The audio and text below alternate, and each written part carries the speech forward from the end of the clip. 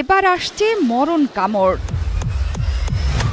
ইসরায়েলের জন্য সমুদ্রকে নরকে পরিণত করার প্রত্যয়ে ইরানের বিপ্লবী গার্ড আইআরজিসি সহ ইসলামী প্রতিরোধ আন্দোলনের লেবানন, ইরাক এবং ইয়েমেন প্রস্তুতি নিতে নেমেছে।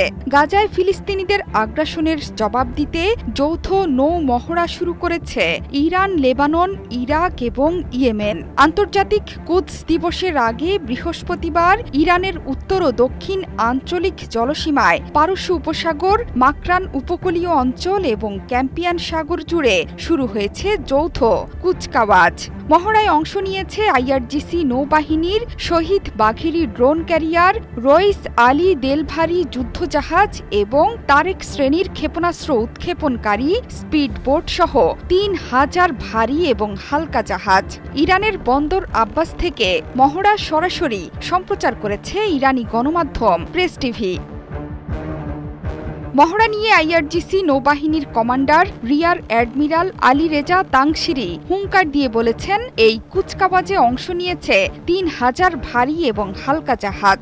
শুধু তাই নয়, কুচকাওয়াজের মূল লক্ষ্য প্রতিরোধ ফ্রন্টের সামুদ্রিক সক্ষমতা প্রদর্শন করা এবং নিপীড়ক ইসরায়েলি শাসন ব্যবস্থার প্রতি কঠিন যুদ্ধের বার্তা পৌঁছে দেয়া। আইআরজিসি ইসরায়েলের জন্য সমুদ্রকে নরকে পরিণত করাই এই যুদ্ধ মহড়ার উদ্দেশ্য। প্যারেড চলাকালীন সময়ে প্রদর্শিত হচ্ছিল ফিলিস্তিনের পতাকা, এমনকি পারস্য উপসাগরে ইসরায়েল সরকারের পতাকা আগুনে পুড়িয়ে ধ্বংস করা হয়।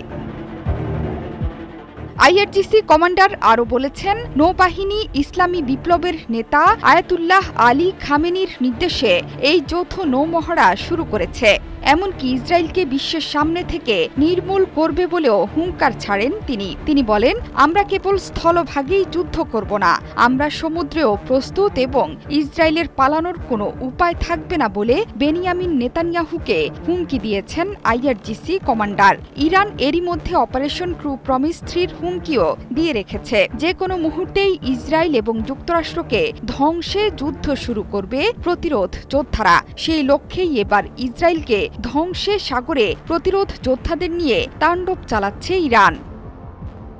ইসরায়েল ধ্বংসে মরিয়া হয়ে উঠেছে প্রতিরোধ আন্দোলনের যোদ্ধারা। যেভাবেই হোক পশ্চিমা মদতপুষ্ট বেনিয়ামিন নেতানিয়াহুকে উৎখাতে মরিয়া হয়ে উঠেছে ইরান, লেবানন, ইরাক এবং ইয়েমেনের প্রতিরোধ আন্দোলন।